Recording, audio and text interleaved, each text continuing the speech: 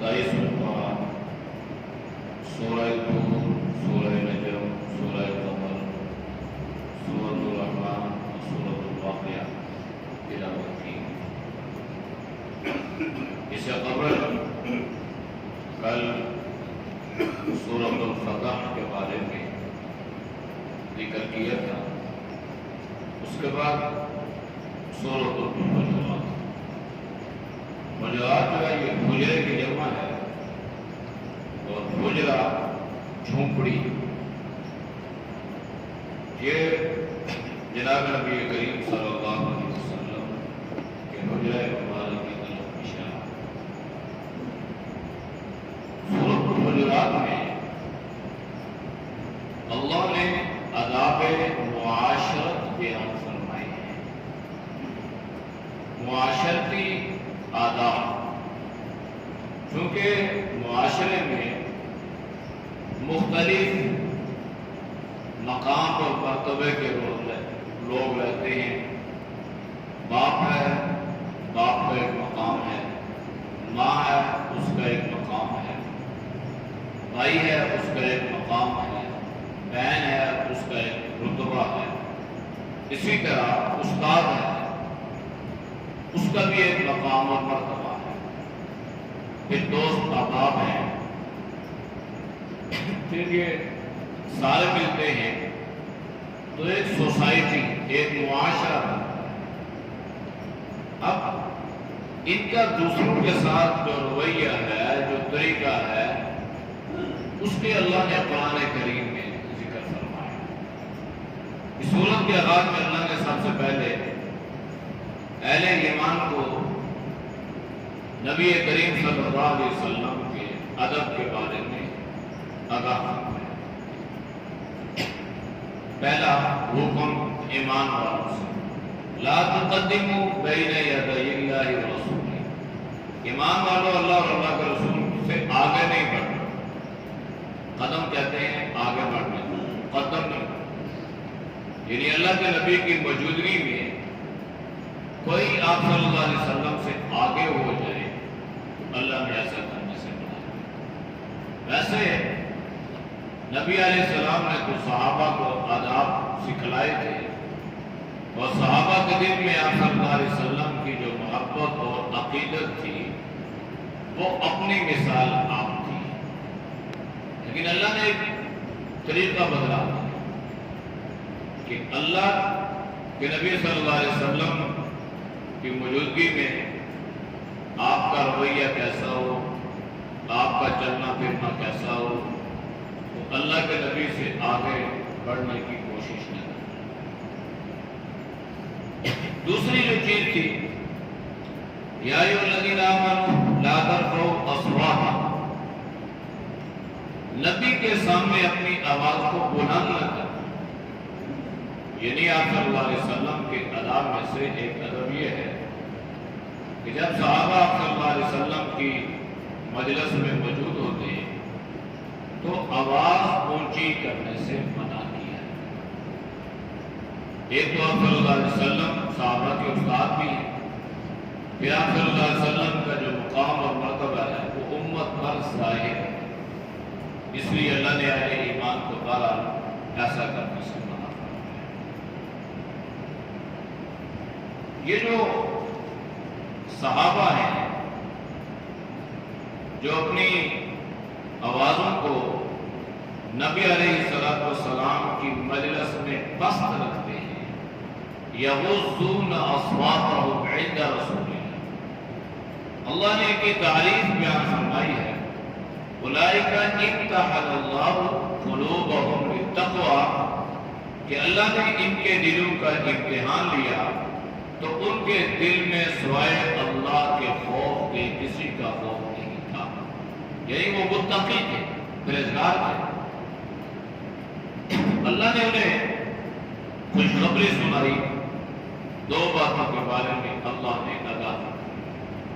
پہلی چیز ہے لہم مغفرہ، ان کے لیے بخشش، اور دوسری چیز ہے وہ اجر عظیم، اور ان کے لیے بڑا اجر۔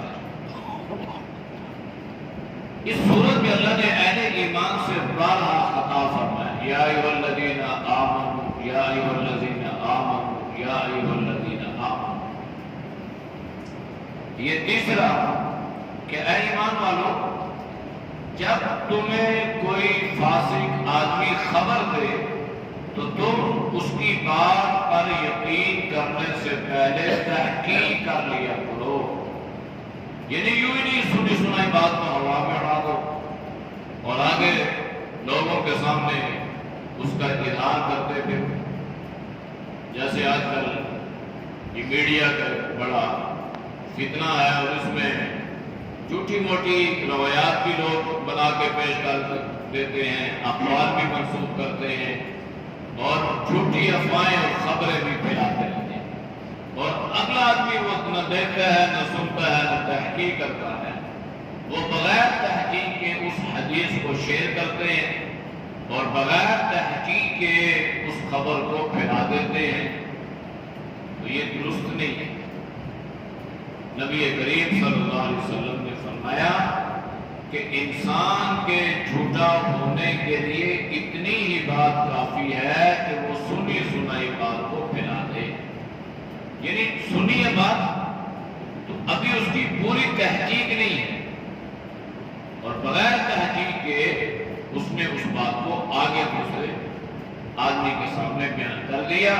اللہ نے اہل ایمان کو ایسا کرنے سے منع فرمایا۔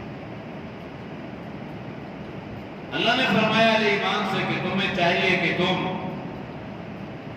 اللہ تمہارے بارے میں یہ چاہتا ہے کہ تم ایمان سے محبت کرو، اور اللہ نے ایمان کی محبت تمہارے دل میں بے وقت کر دی ہے، اور اللہ نے ایمان کی محبت کو تمہارے دلوں میں مزین کر دیا، لہذا تمہیں چاہیے کہ تم کفر سے بھی اور فسوق سے بھی نفرت کرو، یعنی یہ ایمان کا تقاضا ہے کہ انسان کو کفر سے بھی نفرت ہو اور گناہ سے بھی نفرت ہو، گنہگار سے نہیں، گناہ سے، زنا سے نفرت ہو، زانی سے نہیں، شراب سے نفرت ہو، شرابی سے نہیں، اس لیے کہ وہ ایک انسان ہے، اس سے یہ غلطی، یہ گناہ سرزد ہو گیا، ممکن ہے اس نے رجوع اللہ کیا ہو اور اللہ نے اس کی توبہ کو قبول فرما لیا، اس لیے گناہوں کی نفرت ہونی چاہیے اور کفر سے نفرت ہونی چاہیے۔ اگر گنہگار سے انسان نفرت شروع کر دے تو پھر اس کو گناہ سے بچا کر ہدایت میں لانے کا ذریعہ کون بنے گا؟ یعنی گنہگار سے نفرت نہیں کرنی، اس پر آپ نے محنت کرنی ہے، اس کو دعوت دینی ہے، اس کو ترغیب دینی ہے، اس کو سمجھانا ہے، اس کو نصیحت کرنی ہے، اور وہ جو عمل کر رہا ہے، وہ جو گناہ کر رہا ہے، اس سے نفرت کا ارادہ۔ ہمارے یہاں ہم ایسے لوگ ہیں، ایسے مسلمان ہیں کہ بعض مرتبہ تو ہمیں اس چیز کا احساس ہی نہیں ہوتا کہ یہ کوئی گناہ کر رہا ہے، کوئی برا عمل کر رہا ہے، اور انسان اس کی برائی پہ خوشی کا اظہار کر رہا ہے، مسکرا رہا ہے، انجوائے کر رہا ہے۔ یہ بڑے خطرے کی بات ہے، اللہ کے نبی نے اس بارے میں آگاہ فرمایا۔ ایک حدیث میں جناب نبی کریم صلی اللہ علیہ وسلم نے فرمایا، اگر تم دنیا میں گناہ کر کے رو گے، یعنی گناہ انسان سے ہو گیا نا، پھر اس نے ندامت کا اظہار کیا، اللہ کے سامنے رویا کہ اللہ تم معاف کر دے، یہ غلطی ہو گئی، تو یہ گناہ کر کے رونا ہے۔ تو اللہ کے نبی نے کیا فرمایا، اگر دنیا میں کوئی مسلمان گناہ کر کے روئے گا تو کل قیامت والے دن مسکراتا ہوا جنت میں داخل ہوگا، مسکراتا ہوا۔ اور اگر دنیا میں گناہ کر کے مسکرائے، جیسے انسان گناہ کرتا ہے، اس میں بڑا عزت آتا ہے، بڑا فخر محسوس کرتا ہے اور لوگوں سے شاباش وصول کرتا ہے، اور اپنے کیے پہ لوگوں کے سامنے بڑا فخر محسوس کرتا ہے کہ جناب میں نے یہ بڑا اچھا کام کر لیا، تو آپ صلی اللہ علیہ وسلم نے فرمایا کہ یہ آدمی جو دنیا میں گناہ کر کے ہنسا مسکرایا یہ روتا ہوا جہنم میں داخل ہوگا. اتنے خطرے کی بات ہے. اس لیے گناہ کو گناہ سمجھنا ہے اور اس سے نفرت کرنی ہے. جب گناہ سے نفرت کریں گے تو اللہ آپ کی سے حفاظت فرمائے. پھر اللہ نے اہل ایمان کو اس بات کا حکم دیا کہ یہ جو رشتہ کلمہ آپ نے پڑھا لا الہ الا اللہ، اس کلمے کی وجہ سے اللہ نے آپ کو دوسرے مسلمان کا بھائی بنا دیا. لہذا مسلمان کا بھائی ہے. اس کا یہ ایک رشتہ ہے جس کو اللہ کے نبی نے لڑی میں پرویا. اس کو دنیا کی کوئی طاقت اس مضبوط رشتے کو توڑ نہیں سکتی. اب اگر انسان ہے دنیا میں کوئی کسی کے ساتھ کوئی زیادتی ہو جاتی ہے، کمی بیشی ہو جاتی ہے، انسان کوئی غلطی میں کوئی اونچ نیچ کر ہی جاتا ہے، تو اللہ نے یہ حکم دیا فَأَصْلِحُوا بَيْنَ أَخَوَيْكُمْ کہ اگر دو بھائی آپس میں لڑ گئے، ناراض ہو گئے، جھگڑا پیدا ہو گیا، تنازع کھڑا ہو گیا، تو تیسرا فریق کھڑا ہو اور وہ ان کو آپس میں ملانے کی کوشش کرے. یعنی اپنا کردار ادا کرے، ان کو قریب کرے، ان میں صلح کروائے.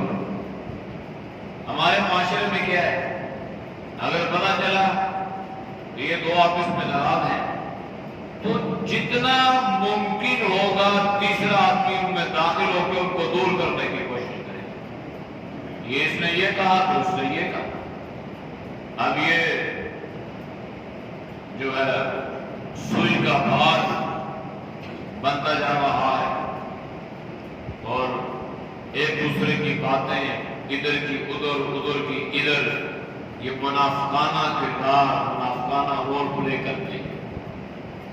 بجائے یہ کہ ان کو آپس میں ملائیں، صلح کروائیں، بجائے صلح کروانے کے ان کو مزید دور کرتے ہیں اور ان کے دلوں میں ایک دوسرے کی نفرت پیدا کرتے ہیں. اللہ نے اہل ایمان کو ایسا کرنے سے منع کیا. فرمایا کہ اس معاملے میں اللہ سے ڈرتے رہو. تمہارے دل میں کیا ہے اللہ اس سے باخبر ہے. اگر تم اللہ کی رضا کے لیے ان کو ملانے کی کوشش کرو گے تو پھر کیا ہوگا لعلکم ترحمون، پھر اللہ کی رحمت تمہیں گھیر دے گی، تم پہ اللہ رحم فرمائے گا. اور اگر ایسا نہیں کرو گے تو اللہ کی رحمت سے محروم ہو جاؤ گے.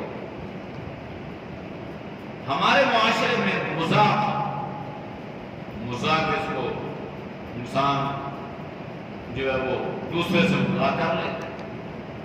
خوش طبعی میں، خوش اخلاقی میں، تو شریعت میں اس کی گنجائش موجود ہے، منع نہیں ہے، گنجائش ہے. لیکن کسی کی عزت نفس مجروح نہ ہو.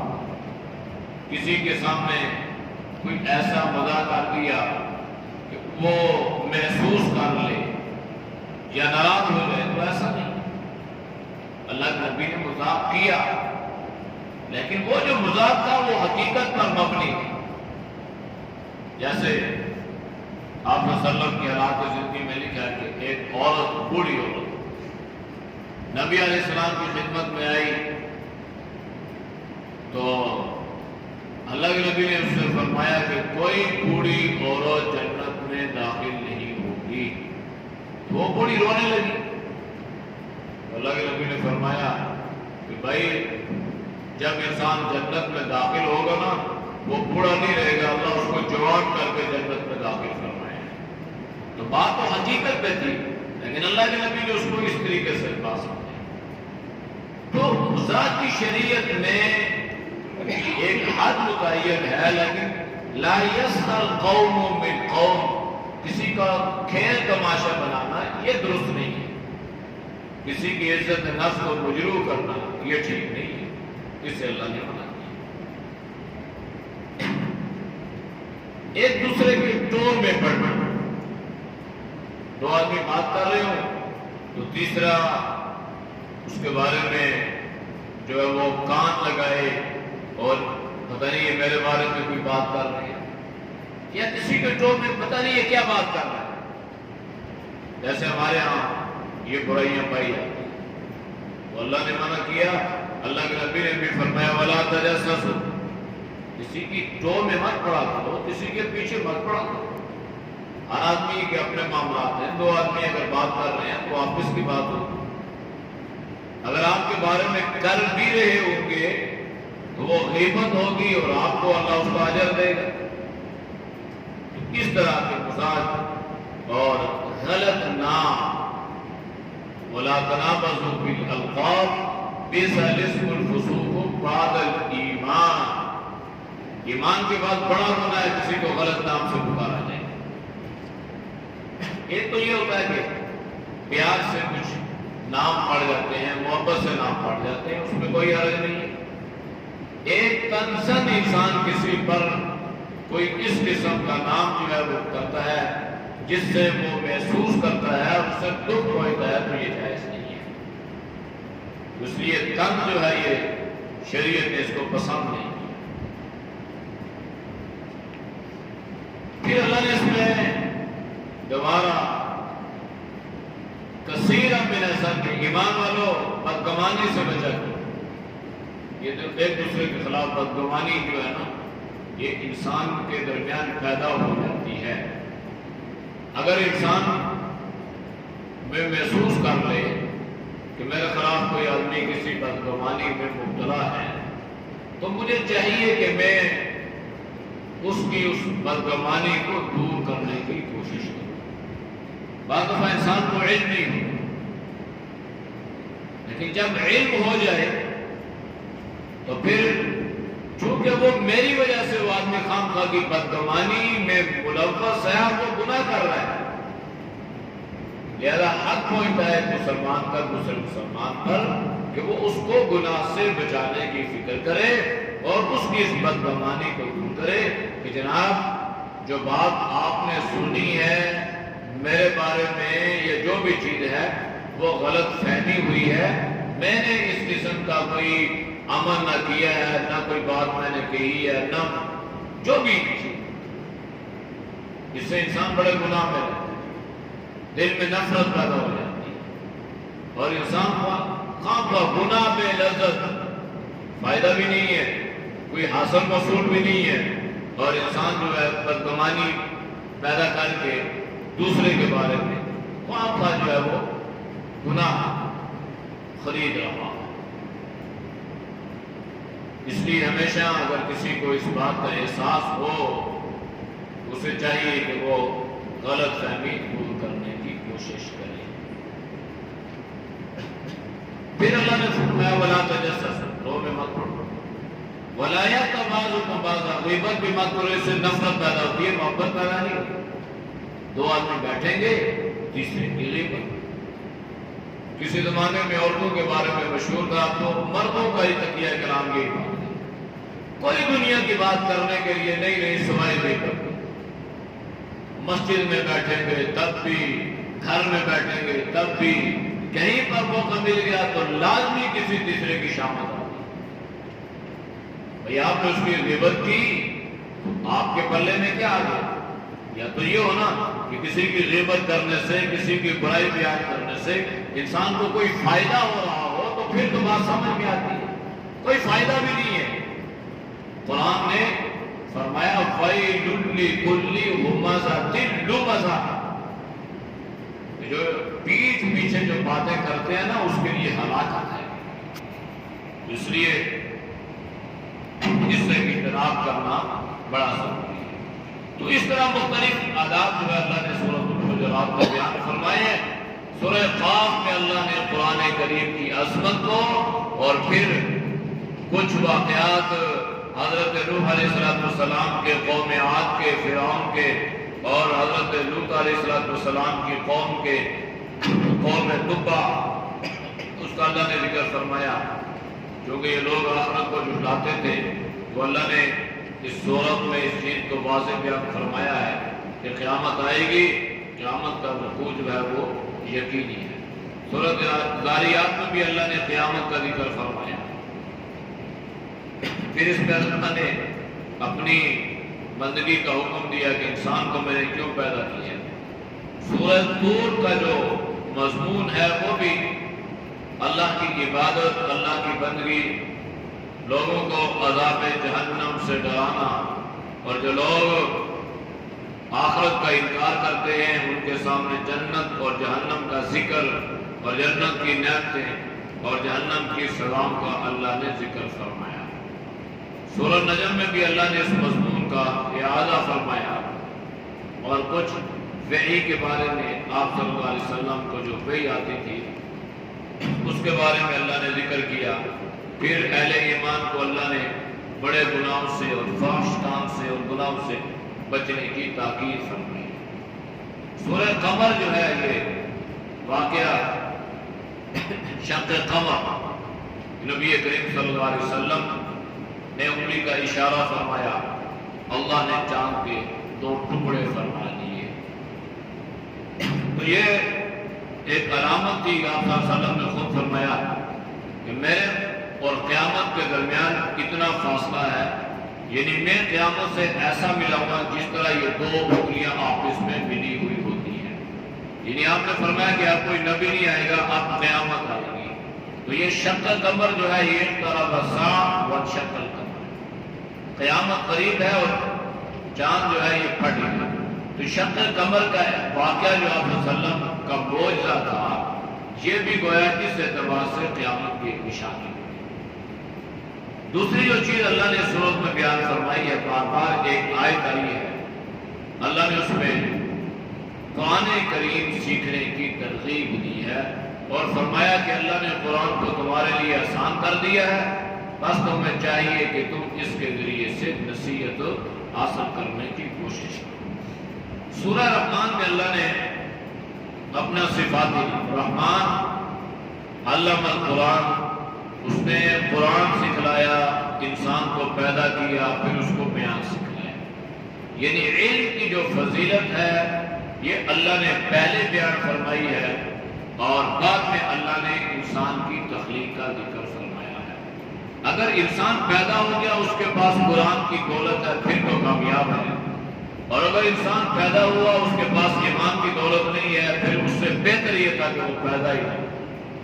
اس لیے اللہ نے علم القرآن پھر خلق الانسان. اس میں علماء نے بڑی خوبصورت باتیں بیان فرمائی ہیں. سورۃ رحمان جو ہے یہ قرآن کریم کی زینت ہے. اس میں فَبِأَيِّ آلَاءِ رَبِّكُمَا تُكَذِّبَانِ، تم اللہ کی کس کس نعمت کو جھٹلاؤ گے. 27 مرتبہ اللہ نے بے شمار نعمتیں اللہ نے عطا فرمائی ہیں اور ہم ان نعمتوں کو جھٹلاتے ہیں، یعنی اس کی قدر نہیں کرتے، تو یہ جھٹلانا ہی ہے. سورۃ واقعہ جو ہے یہ قرآن کریم میں مختلف جگہوں پہ مختلف صورتوں میں اللہ نے بڑے عجیب اور سخت انداز سے قیامت کا ذکر فرمایا ہے. ان صورتوں میں سورۃ الواقعہ بھی ہے. ایک روایت میں اللہ کے نبی نے فرمایا کہ سورۃ الواقعہ نے مجھے بوڑھا کر دیا. ایک روایت میں سورۃ تکویر کا بھی آپ نے ذکر فرمایا. اس میں قیامت کا ذکر ہے، کامیابی ناکامی کا ذکر ہے. نامہ اعمال ملے گا دائیں ہاتھ میں تو پتہ نہیں، بائیں ہاتھ میں ہوگا تو ناکام، پھر پتہ نہیں ہم دائیں والے ہیں اس طرف ہوں گے یا بائیں والوں کی طرف ہوں گے. یہ انسان کو اس بات پہ ابھارتی ہے کہ انسان اپنے اندر اعمال کے جذبات پیدا کرے. اس سورت کی فضیلت اللہ کے نبی نے یہ بیان فرمائی ہے کہ جو سورۃ الواقعہ کی تلاوت کو اپنا معمول بنا لے گا رات کو، اس پر کبھی فقر و فاقہ نہیں آئے گا. آج رزق کے اعتبار سے جو ہے بڑی پریشانی ہے، ہر آدمی اس اعتبار سے پریشان ہے، اور ویسے بھی مہنگائی جو ہے یہ اس اعتبار سے عروج پر ہے. تو ایسے حالات میں انسان کو سورۃ الواقعہ کو اپنا معمول بنانا چاہیے. مغرب کے بعد پڑھیں، عشاء کے بعد پڑھیں، رات کو فضیلت ہے. اگر رات کو وقت نہیں ہے تو آپ دن کو بھی پڑھ سکتے ہیں، لیکن اصل آپ صلی اللہ علیہ وسلم سے جو حدیث میں الفاظ منقول ہے وہ رات میں. حضرت عبداللہ بن مسعود جو فقیہ الامت تھے، ان کی بچیاں تھیں تو انہوں نے جب انتقال ہونے لگا تو ان کے پاس بچیوں کے ماموں آئے تو ان کو کہنے لگے کہ آپ نے تو ان بچیوں کا کچھ سوچا ہی نہیں ہے۔ انہوں نے فرمایا کہ میں نے اپنی بچیوں کو ایسے راستے پہ لگا دیا کہ مجھے فقر و فاقہ کے اعتبار سے، روزگار کے اعتبار سے کوئی پریشانی نہیں۔ پوچھنے لگے کیا کیا ہے؟ تو حضرت عبداللہ بن مسعود نے فرمایا کہ میں نے اپنی بچوں کو سورۃ الواقعہ کی تحقیق دی ہے، اور ہمارے گھر میں یہ معمول ہے کہ چھوٹے بڑے سارے سورۃ الواقعہ پڑھتے ہیں، اور میں نے اللہ کے نبی سے سنا جو سورۃ الواقعہ کی تلاوت کرے گا روزانہ، اللہ پاک فقر و فاقہ سے اس کی حفاظت فرمائے گا۔ اللہ ہم سب کو ان پر عمل کی توفیق دے۔ الحمدللہ۔